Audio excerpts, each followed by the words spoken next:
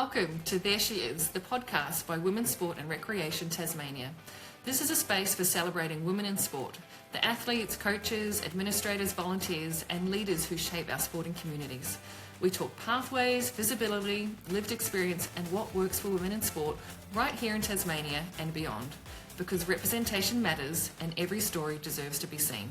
Hello, everybody. It's Philippa here from Women's Sport and Recreation Tasmania, and I'm really excited to introduce you to Catherine Graue today, who is from Trail Ventures, and they happen to host the Kanani Mountain Run, as well as many other really exciting trail running events. It is such a growing sport for women, and women are really excelling in trail running. So thank you so much for joining us today. That's my absolute pleasure. Now, the reason I was desperate to reach out to Catherine is because they have made some incredible changes in the way they operate, in their policies that really champion women in sport and support them a lot through life changes and just make it so much more easier and accessible for women to participate. So many sports can take something from what they're doing and implement it in their own special way. So why don't you tell us a little bit about trail running and why you love it so much? Great. Well, yeah, thank you. And thanks for the opportunity. Trail running, as you say, is absolutely a growing sport. And we here in Hobart and Tasmania are the perfect place for it to be growing. Of course, we have incredible mountains. People might head out on them for hikes, but actually you can also run a lot of these trails. And the key secret to trail running is that you don't actually have to run uphill. So if you're thinking, how do I get all the way to the top running? You can just hike some bits, but the bits that are runnable or hoppable over rocks are absolutely what you can do. Globally, we're seeing this sport really grow, and that is being reflected here in Australia. And so, yes, we've been in the event space for the last 5+ years, putting on events like the Kanani Mountain Run. And again, every year we're seeing entries grow year on year. And the really exciting development is that we are seeing basically parity between men and women. I've just checked our entries and registrations for our 2026 event at the end of March, and we are literally at 50-50 for the Kanani Mountain Run. For one of the other events that we do, those sky runs over on the West Coast, we're at about 52% men, 48% women. So you can see that women are up there, and actually quite a lot of women are up there at the pointy end or doing the more technical runs. So you don't have to be stereotyping women into, oh, well, they do the shorter runs or the easier runs. They are there right across the board. Many of them coming to trail running later in life is something we see as well. The average age is generally between 35 to 55 at our events as well. So yeah, it's fabulous to see that. I guess it's a sport that we'd like to say just about everyone can do. Amazing. Yeah, Tasmania is absolutely spectacular setting. No better place in the world to be getting out on the trails. And women are particularly excelling in the ultra level of trail running. Is that right? Yeah, right across the board, I would say. But absolutely, we have seen some pretty phenomenal performances from women in ultras. So anything over 50 kilometres is considered to be an ultra. At our Kanani Mountain Run event, our ultra is 66 Ks. And it's very different than road running. This is you literally up on the mountain. As I said before, hopping over rocks or clambering over rocks in some places, but other areas it's completely runnable. The Organ Pipes track on Kanani Mount Wellington, for example, features in our Ultra 66. But yeah, these are big missions. They take, good 10 hours for some people, and for some people even more than that to complete ultras, which of course takes a lot of time to train for as well. These are physical feats to kind of aim for, but yeah, we're definitely seeing more women, enter these sorts of events. Yeah, you've got really great numbers, like 50-50 is really incredible that's obviously working what you guys are doing. So did the changes that you've been implementing, was this from personal experience or what sort of prompted you implementing a lot of these? A bit of both. And I guess I should also rewind to say that our business, Trail Ventures, is a family-run business. My partner, Lincoln Quilliam, is really the ideas man behind all of this. He's very passionate about trail running and getting the community out into the bush. He grew up in Tasmania bushwalking and realised later in life that you can actually run all these trails. So that's where things started. And then, yes, in the last 5 years, when we've been putting on these events, Kanani Mountain Run first started in 2022, when Lincoln and I had just had our first child. He was literally 6 weeks old. when we held our first event. So I guess, yes, we've been shaped a little bit by our family experiences of what we've been going through ourselves personally, and wanting to make sure that, I guess, we could kind of seeing and realizing what it's like for people, for women perhaps returning to running after having a baby or falling pregnant and then not being able to enter, to run an event that they had entered, for example, or needing a breastfeeding space. I mean, we learnt that actually at the first event, as I said, I had a 6-week-old. I was working that weekend doing our media and marketing, and there was actually, we hadn't made a space for me to work, let alone breastfeed. So there I was in a space where everyone else was trying to do both. And so, yeah, I mean, right from the start, we have tried to put women at the front and make things as equitable and fair and, I guess, supportive for women. But we've been, I guess, increasing that every year through our life experiences, but also through our travel. We traveled to Europe in 2022 as well to see how some of the big trail running events are doing things there. And I've got to say, and that's the feedback we're hearing too, is that some of the things that we're doing here, right here in Hobart, are game changers and kind of leading the field, not just here in Australia, but internationally as well. So good. I literally got chills when you said that, which is just phenomenal. So thank you for all the work you're doing in that space. And although we're championing women, like men play such an incredible part. And I think particularly when they become fathers and they see the struggles that their partners go through, or they're having little girls as well, and they want them to have those same opportunities, it's really important that men jump on board this bandwagon because, there's plenty of women in everybody's life. Absolutely, yes. All right, let's jump into some of the things we've got. So we've talked about getting your goal of 50% participation. Are there any particular strategies you've implemented to get those numbers up or equal? Yeah. So, I mean, we could step back and look at, the area that I'm particularly, I guess, spend a lot of my time. It's just actually the branding and how we come across to everyone, because you can only be the change that you can see. So it's really important for me when I choose photos, whether that be for our social media or for our booklets that we send out to runners or all over our website, is that we are seeing just as many women as there are men, out on these trails, so women can see that that is what we have at our events. Sounds really simple, but I think it's something that can easily be overlooked, and women of all ages, shapes, sizes as well. So that's, something really important, important to me. And, I basically have, again, a 50-50 guideline of what I try to aim for.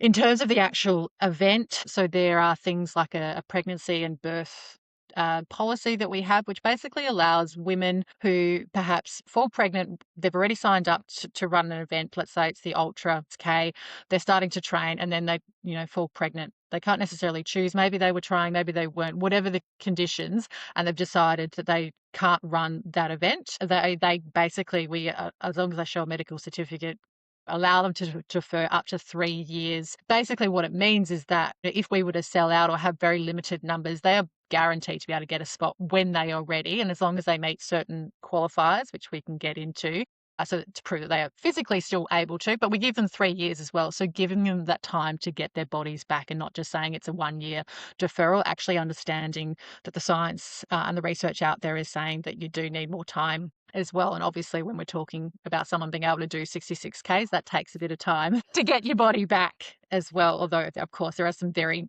inspiring women out there who can do things much sooner. So that's one of them. And then, as I said, the qualifiers. So for the more intense events like the Ultra Solo 66 Ks, we also have a 46-kilometer event called the Alpine Marathon, and that is also quite technical and requires a lot of skill and experience. So we ask people, both men and women, to be able to show us examples of other events that they have either run and participated in, or, a big adventure that they've logged on Strava, that they can show at least and give us the evidence to prove that they should be up to it. But we recognize that, men and women's bodies are different. And so there are actually different qualifying times set for men and women for each of those as well. Yeah, so good. I don't know that I've often seen that deferral process presented in many or any other sports. So have you heard other sports implementing this as well? Yeah, well, certainly in trail running globally, there are some of the big players over in Europe, for example, that there's been a lot of pressure for them over the last few years, because a lot of women on the pointy end had pretty poor experiences where, they basically had to pull out, and they were just told, well, you've lost your spot. And they're like, well, if I had had a medical injury, I wouldn't have. I would have been able to defer it on medical grounds. But you're basically saying that pregnancy is not considered under that. Whether it's bowing to pressure or just doing the right thing, we've seen a lot of change, certainly in the trail running sport, both here in Australia. Other events are also starting to do this, but globally as well. I think so many people can think about their sport and their club and what they can do to help women at that time, that there's going to be some crossover that may look a little bit different. But I love that your approach is really looking at the whole health, because that's factoring in the time it's going to take for them to retrain for these distances too. And you've also got allocated space on the start line, is that right? Yeah, and this is definitely something that you could see other, road running events or other events try to do as well.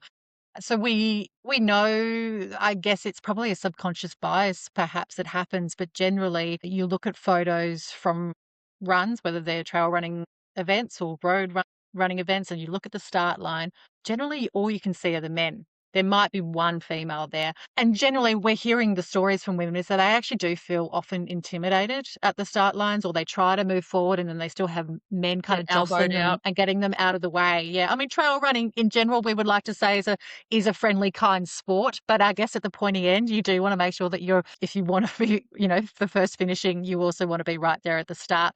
And so we just make it really clear, both in, I guess the communications that we send out before an event, but then right there at the start line, we have our MC reminding people that they need to be making space for those women who, will beat a lot of those men as well and have absolutely every right to be up there at the start line. I love it. It's great you've gotten all this feedback. Is that something you've done formally or mostly just through conversations? Look, it's a bit of everything. A lot of conversations are always had. We have great relationships with a lot of people in the sport here. There's a Tasmanian Trail Running Association. There are similar associations across the different states. We have relationships with a lot of the athletes as well who compete at so many of these events here in Australia, but of course also internationally, and we hear about their experiences over there.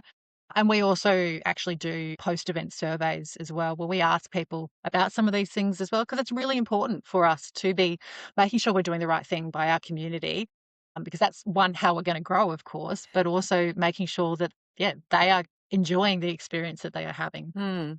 That feedback's really important. And I think maybe sometimes people are scared to ask because it might highlight the gaps, but it also gives you a huge opportunity to grow and really shows transparency to your audience too. Yeah, absolutely. It can be sometimes a little bit tricky or difficult to hear sometimes some of the feedback, but when you consider, it all on merit, it's literally is like 1%. That people might have something generally negative. That's at least our experience, but some really valuable insights that we should be considering. Cool. Now, one of my favorites as a mother as well, you have bush play and kids drop off, which is huge, a huge help to mothers participating in sport. Tell us how that works. Yeah, I absolutely love this. This is my favorite thing that we do. I think, yeah. So basically, again, I guess this was kind of our own experience. Young kids, it always seems to be kind of the default that if you're both runners, whether it be, a mum and a dad or same-sex couples or single parents as well, but Mhm. particularly, when we're talking mum and dad, somehow it seems to be that mum kind of is the default, is always the caregiver and always puts herself behind everyone else. And so dad is often the one that gets to go run, even if I'm a runner as well, when we want our events to be a whole family affair and we want everyone to be given that same opportunity. So why not, try to make it feasible for both parents to go for a run? They don't both have to go and do the 66-kilometre. Maybe mum or dad, is doing the shorter distance. And we have a 25-kilometre, for example.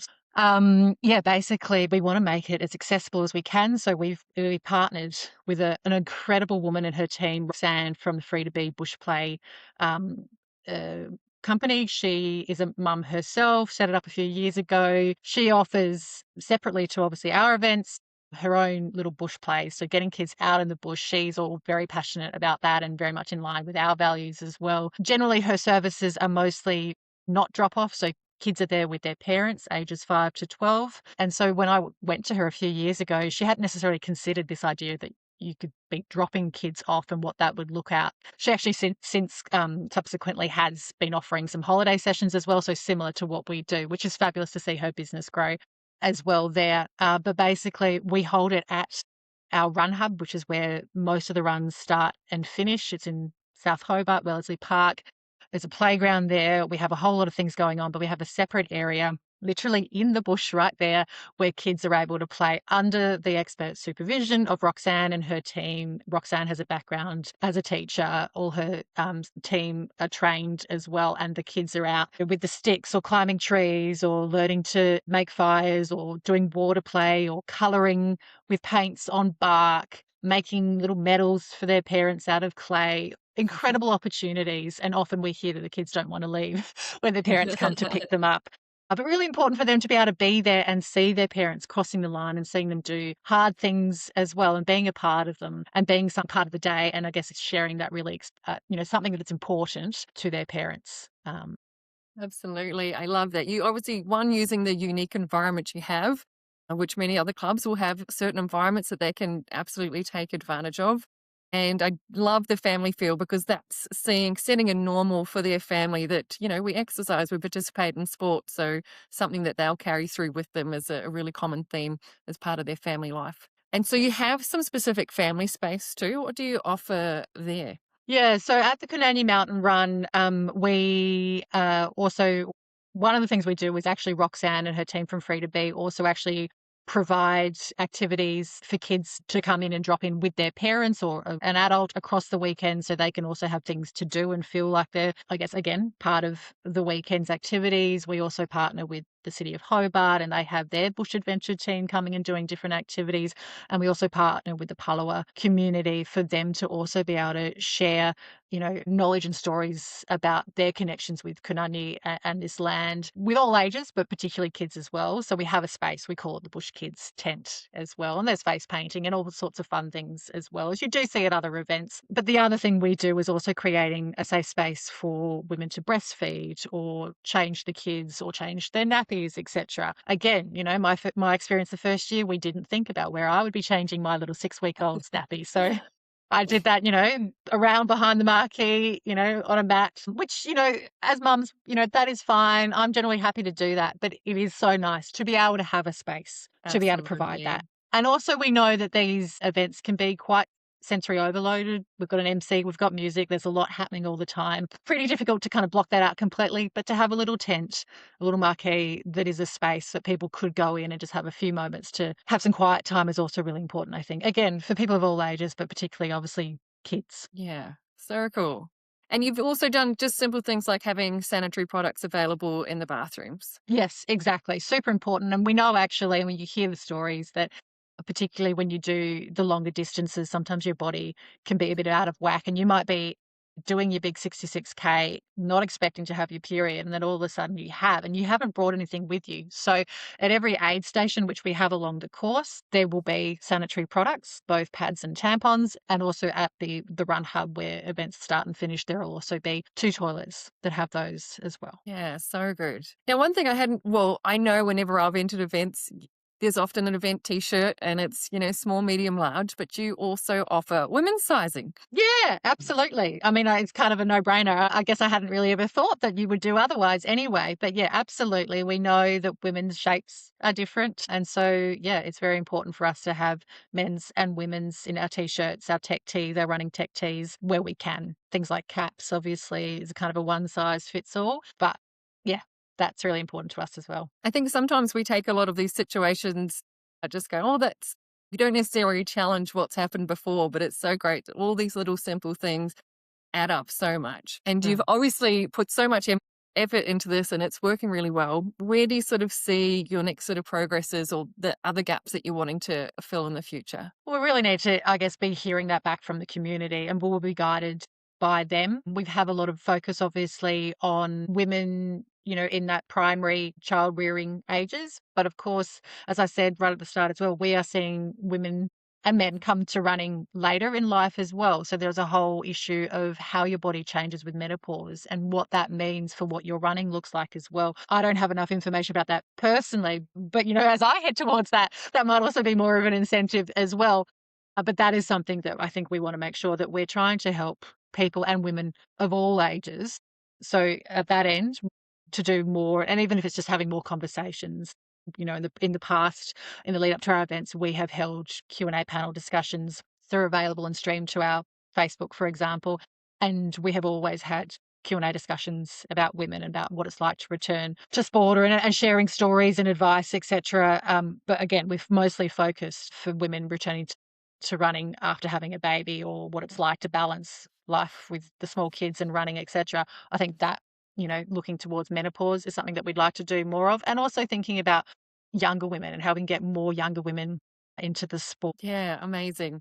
I think sometimes, whatever phase you are at, like that, you obviously highlight those issues that you're going through. So for anyone listening or watching this, it's great to plug what you know or what you need. And there's so many great resources we can tap into with women's health physios and other experts who are always willing to jump into your organizations and share this information and educate the whole community, not just necessarily that woman at that stage, because we can all support each other in the journey there. So thank you so much. This has been really insightful. I really love everything that you're doing. If you want to check out some of the things that they're up to, you can go to cananyamountain.run/supporting-women. I'll put that all in the show notes as well, and you can have a great little overview of what they're doing and take a snippet of what's working well for them and see how it can be implemented for your sport or recreation group too. So thank you so much, Catherine. I really appreciate your time, and keep doing what you're doing to support those girls. If this episode resonated with you, if you believe in visibility, representation and strong pathways for women in sport, we invite you to join us. Women's Sport and Recreation Tasmania is a growing community of state sporting bodies, clubs, women and allies working together to make sport more inclusive, connected and supportive across our state. By becoming a WSRT member, you're helping amplify women's voices, stories and leadership, both on the field and behind the scenes. Head to wsrt.org.au/membership to learn more about becoming a member. Because when we can see women in sport, we can be them.